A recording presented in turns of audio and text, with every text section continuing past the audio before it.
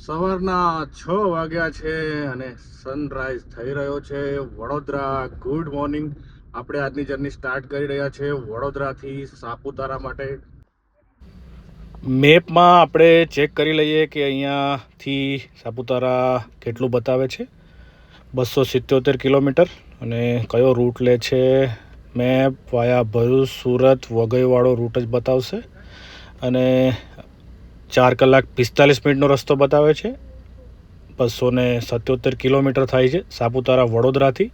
પણ આ દેખાડે છે 5 કલાકનો રસ્તો, પણ એ વધારે જ લાગશે. દિલ્હી મુંબઈ એક્સપ્રેસ વે ચાલુ થઈ ગયો છે એટલે ખારેલગાંવ છે ને, ખારેલગાંવ સુધી આપણે આ જ રોડ પકડી રાખવાનો છે. ત્યાંથી પછી જંગલવાળો રોડ ચાલુ થશે, ઘાટવાળો રોડ સાપુતારાનો. અને ગાડીનું ડીઝલ ફૂલ કરાવી દીધું છે. કિયા કેરેન્સ કાર છે આ. અને ગાડીના કિલોમીટર કરી દઈએ 0.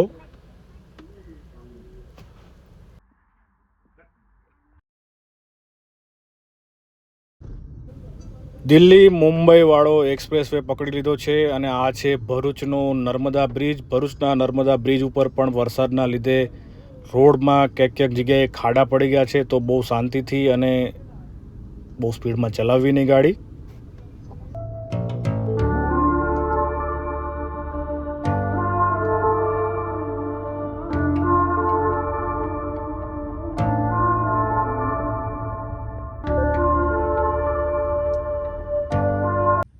વડોદરાથી છે ને 200 કિલોમીટર ડ્રાઇવિંગ કર્યા પછી આ ઉનાઈ માતાજીનું ગરમ પાણીના કુંડનું મંદિર છે. તો અમે પહેલાં અહીંયા દર્શન કરી લઈએ અને અહીંયા દર્શન કરી અને પછી આગળ વધીએ. સાપુતારા જતા રૂટમાં ઉનાઈ માતાનું મંદિર આવ્યું છે, તો અમે પહેલાં ઉનાઈ માતાના દર્શન કરવા માટે ઊભા રહ્યા છે. અને અહીંયા ગરમ પાણીના જે કુંડ છે એમાં હાથ પગ ધોશું. આપણા ગુજરાતમાં 2 જગ્યાએ ગરમ પાણીના કુંડ છે, એક તુલસી શ્યામ અને બીજું અહીંયા ઉનાઈ. તો આપણે માતા ઉનાઈના દર્શન કરીએ. અહીંયા મંદિરે દર્શન કરી લેવાના. દર્શન કરી અને મંદિરની પાછું સામે એન્ટ્રી છે. આ જે છે ને એ મેન એન્ટ્રી છે. મેન એન્ટ્રીથી પહેલાં આપણે અહીંયા જવાનું, મંદિરમાં દર્શન કરીને પછી અહીંયા બાજુમાં આવવાનું. બાજુમાં જ જે ગરમ પાણીના કુંડ છે, આ છે ને મેન કુંડ છે. જ્યાં લખેલું છે ગરમ પાણી મેન કુંડ. બધા અહીંયા ચૂંદડીઓ ને એવું બધું બાંધતા હોય છે. આ ચૂંદડીઓ કોઈ કાંઈ હોય માનતા રાખી હોય ભગવાનની, તો એટલા માટે બાંધતા હોય છે. ને આ જે છે એ ગરમ પાણીનો મેન કુંડ છે. હવે આમાં કુદરતી રીતે છે ને જમીનની અંદરથી ગરમ પાણી નીકળે છે, એટલે આ ગરમ પાણીના કુંડ કહેવાય છે. અને નાવા ધોવાની વ્યવસ્થા સાઈડમાં જ છે, એટલે અહીંયા આ કુંડમાં કોઈ નાતા ધોતા જોવા નહીં મળે, એના માટે અલગથી વ્યવસ્થા છે. ગરમ પાણીના સ્નાન કુંડ છે. નાવા ધોવાની વ્યવસ્થા અલગ છે. સ્ત્રીઓ માટે અને પુરુષો માટે અલગ અલગ છે વિભાગ. હવે આપણે પુરુષ વિભાગમાં જઈને જોઈએ. આ રીતનો ગરમ પાણીનો કુંડ છે. અહીંયાથી બાલટી ભરી અને આપણી જાતે નાહી લેવાનું. જે મેન કુંડ છે, મેન કુંડનું પાણી જ અહીંયા આવે છે.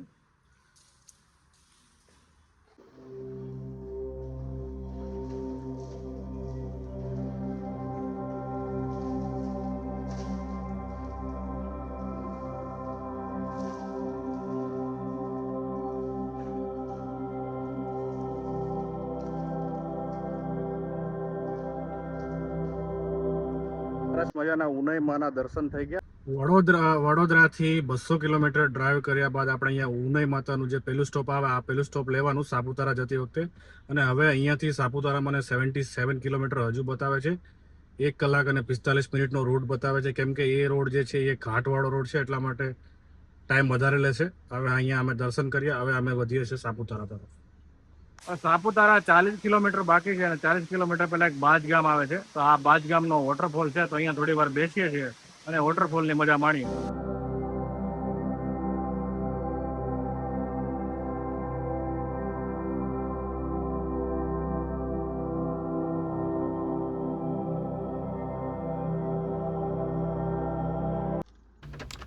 સાપુતારા 2 કિલોમીટર બાકી છે અને આ ટ્રાફિક લાગેલો છે ઉપર સુધી. 2 કિલોમીટર સુધી ઉપર કોઈ કામ ચાલુ છે, એટલે ઉપરની ગાડીઓ નીચે નહીં આવે ત્યાં સુધી અમારે તો લાઈનમાં જ રહેવું પડશે.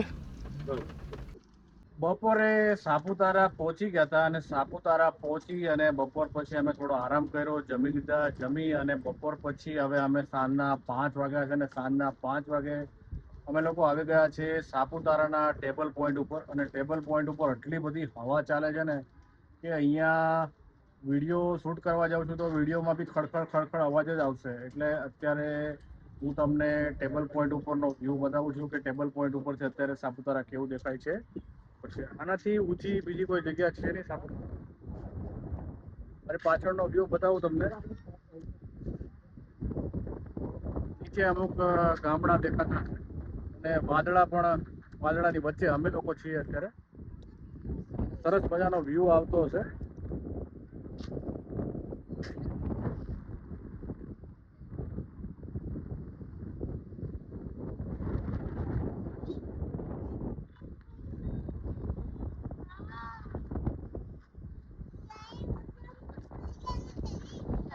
હું જેમની સાથે આવ્યો છું એમની સાથે આ લોકો ફોટો શૂટ કરાવે છે. પેલો ભાઈ જે છે એ અહીંયા લઈને આવ્યો કે ભાઈ તમને આવો ફોટા અને રીલ બિલ જે જોતું હોય હું પાડી આપું. એ સરસ મજાની રીલ ને ફોટા ને બધું બનાવી આપે છે.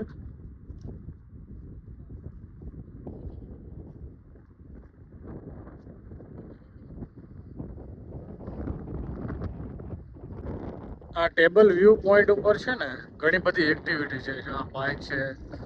બાઇક છે, કાર છે. બાળકો ખુશ થઈ જાય આમાં બેસાડો ને બાળકોને. ઘોડા છે, અહીંયા રમવાનું છે. થોડું આપણે ભાવતા લઈએ છે જાડિયાનું. આનો શું ભાવ છે?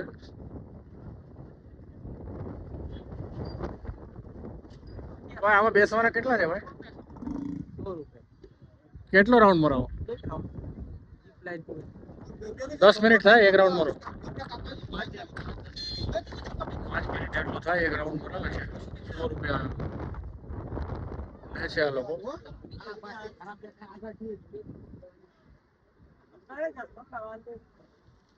હોન્ડા વાળાની બાઇક લઈને આવ્યા છે આ લોકો. એક્ટિવાનું એન્જિન છે પાછળ. આજે શુક્રવાર છે એ તો પણ પાર્કિંગ હમણાં વરસાદ બહુ હતો. વરસાદ હમણાં રહ્યો છે. વરસાદ એટલો બધો હતો ને કે વરસાદ હમણાં રહ્યો છે. એટલે અમે હોટલમાંથી બહાર આવીને જોવા આવ્યા. મેં ચાલો વરસાદ રહ્યો છે તો જેટલું જોવા એટલું જોઈ લઈએ. ને અહીંયા શું મતલબ સાપુતારા. હવે આગળ ઊંટ છે અને ઘોડો પણ છે. આપણે એનું વિશે પણ જાણીએ કે એ લોકો શું ફીસ લે છે. આ રીતે ઘોડો છે અને આ ઊંટ પણ છે. તો આ બાઇક વાળા પણ બહુ અવાજ કરે છે. ઊંટમાં પણ આપણે બેસીને એક ચક્કર મારી શકીએ. ઘોડામાં બેસીને પણ ચક્કર મારી શકીએ.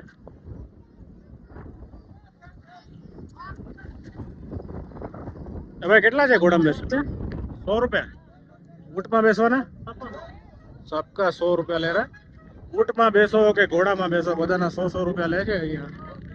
જો આ ભાઈ સરસ મજાના ઘોડામાં બેસી ગયા છે. પવન બહુ ચાલે છે આજે. પવન બહુ છે. એટલો બધો પવન છે ને કે હાથમાંથી મોબાઈલ બધું ઉડી જાય છે.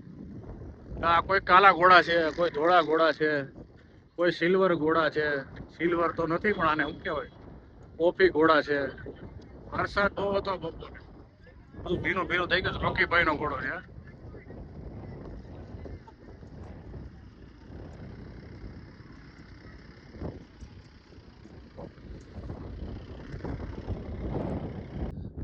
તો ભાઈ હવે છે ને હવે આ પાર્કિંગમાં આપણી ગાડી જો સામે પડી છે. આ સામે પાર્કિંગમાં પડી. પણ હવે અહીંયા છે ને ઠંડી હવા એટલી ચાલે છે ને, એસીની જેટલી ઠંડી હવા હોય એવી ઠંડી હવા છે ને. વાદળા એકદમ એવું લાગે છે કે અમે વાદળામાં અંદર આવી ગયા છે. અને વાદળા અહીંયા નીચે આવી ગયા છે. જો આ ટેબલ પોઈન્ટમાં બધી ગાડીઓ પાર્કિંગ છે.